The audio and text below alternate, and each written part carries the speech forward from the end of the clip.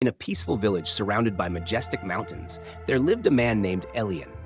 He was beloved by everyone for his kindness, generosity, and unwavering willingness to help others without expecting anything in return. Elian not only aided villagers in times of hardship, but also shared their joys and sorrows with a sincere heart. However, despite living a life full of meaning, Elian often felt a quiet sadness within. There were days filled with joy and happiness, but those feelings never stayed long. They would soon dissolve, leaving behind a sense of emptiness and disconnection. He couldn't understand why, despite doing so much good, happiness remained fleeting. This sorrow felt like a silent cloud creeping in, clouding his mind, leaving him confused and lost. He began to wonder, is there something wrong with the way I live? Or is happiness just a passing emotion never meant to stay? Though he never spoke of it, deep inside, Elian longed for an answer, a direction that could help him understand the true meaning of happiness and how to keep it by his side.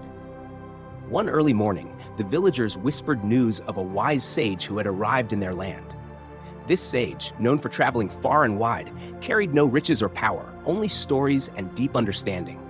He had helped countless people find their path. Elian, burdened with unanswered questions, felt that fate had opened a door for him. He hurried to find the sage, hoping to resolve the emptiness that haunted him. When they met, Elian bowed respectfully and spoke. Master, I live kindly, help others every day, yet I cannot find lasting joy. Happiness comes quickly, then disappears. Why? Is it so? The sage smiled gently and said, "Come with me. There is something I want to show you." They left the village, walking along winding paths that led toward a distant hilltop. The air was quiet, save for the wind whispering through the grass and the steady rhythm of their footsteps. Eventually, they stopped before a towering mountain, rising boldly against the sky. Its rocky cliffs were worn and covered in moss, yet the mountain stood, seemingly untouched by time. The sage gazed toward the horizon and asked, "Do you see that mountain? It stands tall like this. Do you think it has never faced storms?" Elian stood silently before the mountain's grandeur. The sky was clear, but dark streaks along the stone revealed past tempests. The wind rustled through crevices, whispering ancient stories. The sage pointed to the mountain and said softly, "Do you see it? It stands through all seasons, unmoved by wind or storm. But do you think it has never known pain?" Elian slowly shook his head. No, surely it has faced many trials. The sage smiled. "Yes, the mountain has been worn by wind, lashed by rain, cracked by ice, yet it remains because it doesn't resist the storm.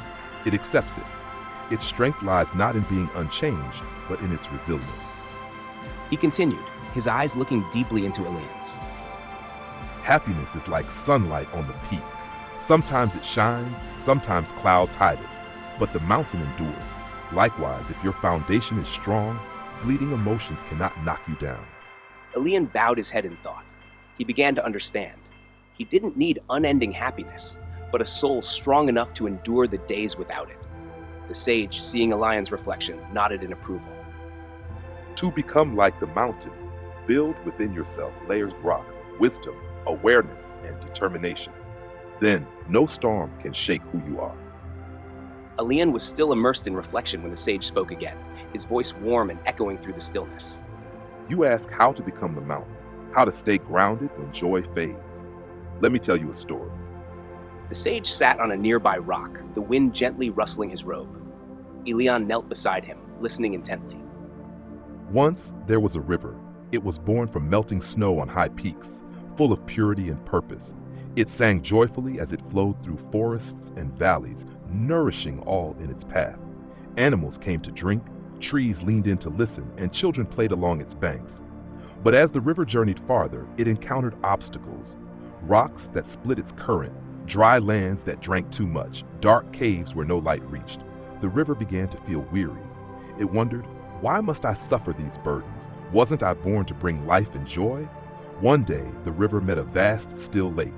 The lake was calm and deep, and the river asked, "Do you not feel sorrow? Do you not grow tired?" The lake replied, "I was once like you. I rushed forward, full of purpose, thinking happiness came from the joy I gave. But I learned, true peace comes not just from giving, but from understanding my place in the flow of things. I do not chase happiness. I hold space for it and for sorrow too. The river paused in thought.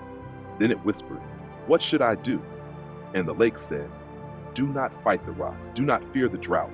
Flow with grace. One day, you too will become deep." The sage turned to Elian. You are that river, Elian. You bring kindness and light, but you are still searching. You think happiness must always be bright and full, like the river's song. But there is also joy in stillness, in depth, in acceptance. You ask why joy fades. It must, for if it stayed forever, you would not know its value. The key is not to chase it, but to become someone who can hold it when it comes and remain whole when it goes. That is the mountain, that is the lake, and that, Elian, is the way. Elian sat in silence. No grand epiphany struck like lightning. Instead, something gentler moved through him, a quiet understanding, a feeling of peace. The sadness was still there, but it no longer felt like a wound. It was simply a part of the landscape. He looked up at the mountain one last time. It was still, strong, silent. And yet somehow it spoke more clearly than words ever could. He turned to the sage and bowed deeply. Thank you. I think I understand now. The sage smiled. Good. Then your journey begins, not ends. Go not to chase happiness, but to walk beside it like a friend. And so Elian descended the mountain path, the same man, yet no longer the same. The wind still blew and the clouds still passed overhead, but within him a quiet summit had begun to form, one that no storm could ever shake.